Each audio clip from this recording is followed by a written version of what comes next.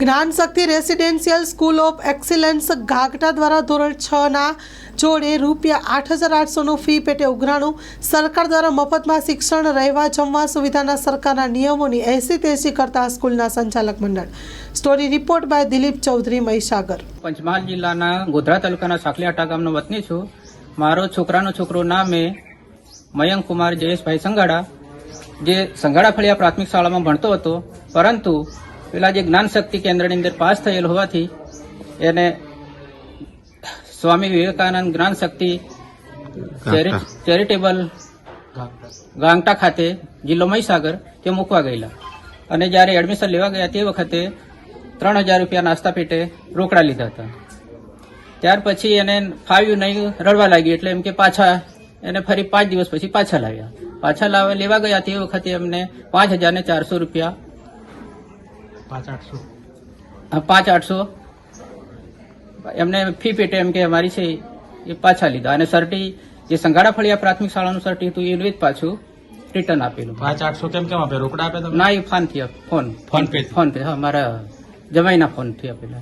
LC તમે લઈને ગયેલા એ પાછું એનું એ જ આપ્યું? ના, એનું એ જ છે. શું નામ છે આપનું? મારું પ્રભાત છે. તમે આ કોઈ જગ્યાએ રજૂઆત કરી? ના, CRC માં રજૂઆત કરી. બરાબર. શું નામ છે તમારું? મારું પ્રભાત.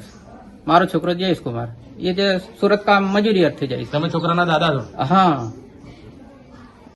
અત્રેની ગોધરા તાલુકાની સંઘાડા ફળિયા સાંકલીઆટાના ધોરણ 6માં અભ્યાસ કરતા મયંક જયેશભાઈ સંઘાડાનું CET પરીક્ષા આપી હતી ગઈ સાલ 5મા ધોરણમાં. એના આધારે એડમિશન જ્ઞાન શક્તિ રેસિડેન્સી સ્કૂલમાં થયેલ ગાંગટા મુકામે, જ્યાં એને તારીખ અહીંયાથી 10/12/2024 રોજ સર્ટી લઈ ગયેલ અને 11 તારીખે એને એડમિશન લીધું એમ કીધું હતું. ત્યાર અઠવાડિયા પછી એ લોકો અમને અહીં ફાવતું નથી ને મારે એડમિશન કેન્સલ કર્યું છે સાહેબ, એટલે હું પરત આવું છું. મારી પાસે પૂછવા આવ્યા, મેં કીધું સારું લઈ આવો પાછા.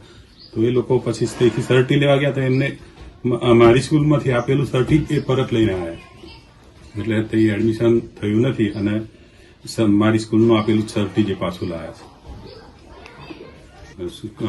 સર્ટી આપ્યું એટલે એડમિશન તો આપી દેવું પડે ને તે જ દિવસે. શું નામ સર આપનું? મારું ચેતનભાઈ. આખું નામ? ચેતનભાઈ રેવાભાઈ પટેલ. શું પોસ્ટ છે સ્કૂલમાં? આચાર્યને.